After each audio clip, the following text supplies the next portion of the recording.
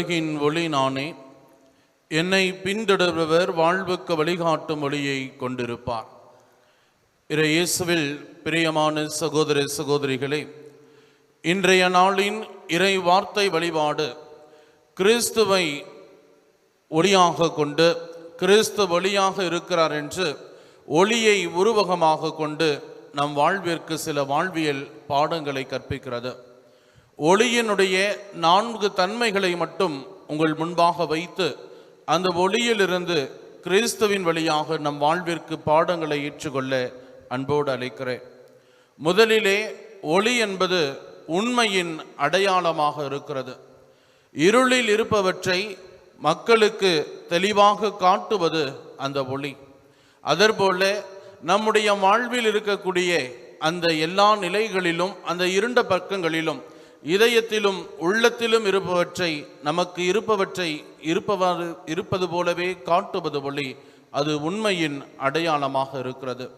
இரண்டாவது, ஒளி என்பது தெளிவை கொடுக்கக்கூடியது. ஒரு இருளிலே நாம் பயணித்து கொண்டிருக்கிற பொழுது நாம் காண்கிற பொருட்களை தெளிவாக காணக்கூடிய அந்த ஆற்றலை கொண்டிருக்கக்கூடியது ஒளி. அதே போல நம்முடைய வாழ்வின் குழப்பமான மற்றும் துன்பமான நிலைகளிலே இருப்பவற்றை, உண்மையை சரியாக உணர்ந்து கொள்ள கிறிஸ்து நமக்கு வழிகாட்டுகிறார். மூன்றாவது, ஒளி அச்சத்தை நீக்கக்கூடியது. நாம் பயணித்து கொண்டிருக்கிற பொழுது நம்முடைய வாழ்வினுடைய அச்சத்தை நீக்கக்கூடியது ஒளி. நான்காவது, ஒளியானது வழிகாட்டக்கூடியது. அந்த ஒளியானது நாம் பயணிக்கிற பாதையில் இருக்கக்கூடிய தடைகளை அறிந்து நம்முடைய இலக்கை நாம் அடைய உதவுகிறது.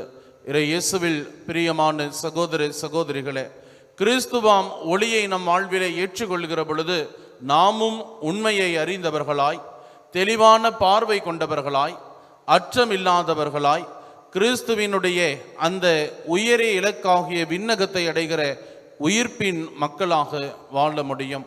நம்முடைய அன்றாட வாழ்வில் கிறிஸ்துவை ஏற்று நாம் வாழ்கிற பொழுது வாழ்கிற இடங்களிலே கிறிஸ்துவின் ஒளியை நம் வாழ்வின் வழியாகவும் வார்த்தையின் வழியாகவும் பிரதிபலிக்க முடியும்.